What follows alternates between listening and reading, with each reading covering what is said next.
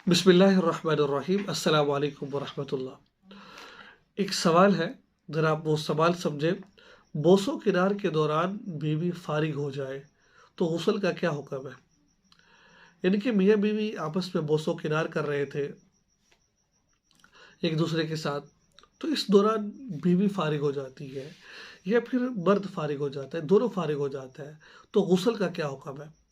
तो ये आज का मसला है। ये सवाल उम्मीद है आपको समझ आ गया होगा। देखिए, एक होता है मनी, एक होता है मज़ी। ये पहले काफ़ी दफ़ा कह चुका हूँ आपको मैं। मनी कहते हैं कि जो निकलती है और निकलते वक़्त मर्द को या औरत को लज़्ज़त महसूस होती है, शहवत के साथ निकले तो। जिसके बाद मर्द औरत थोड़े से ठंडे पड़ जाते हैं, ये मनी है।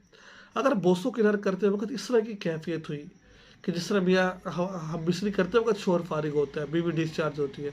अगर इस तरह कैफ़ियत हुई, निकलने के बाद आपका जो आज़ा है वो सिकुड़ चुके हैं, मनी यानी कि शहवत के साथ आपकी मनी निकली है, तो फिर भाई अगर बीवी की निकली है, औरत की, तो औरत पर गुस्ल वाजिब हो जाएगा। अगर खाविंद की निकली, खाविंद पर गुस्ल वाजिब हो जाएगा।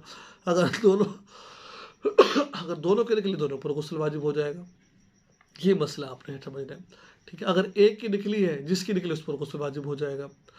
तो बोसो किनार करते वक़्त जो पानी निकलता है सफ़ेद, ये दर हकीकत ये मनी नहीं होती, मज़ी होती है। मज़ी किसे कहते हैं? जिससे शहवत बढ़ रही होती है, शहवत कम नहीं होती, शहवत बढ़ रही होती है। मिसाल के तौर पर आप कोई गंदी चीज़ देख रहे हैं या फिर आप फ़ाहिश चीज़ देख रहे हैं, तो उससे आपके अंदर लेज़र पानी आता है, उसको मज़ी कहते हैं। शहवत के साथ वो नहीं आता। अगर वो निकल रहा हो शहवत के बगैर, तो फिर वो मज़ी, उससे गुस्ल वाजिब नहीं होगा, उससे आपका वज़ू टूट जाएगा और जिस जिस्म के जिस हिस्से में लगेगा वो कपड़े नापाक हो जाएंगे। ये था आज का मसला। उम्मीद है आपको वीडियो अच्छी लगी होगी। दुआ में याद रखें। चैनल को सब्सक्राइब करें। अस्सलाम वालेकुम।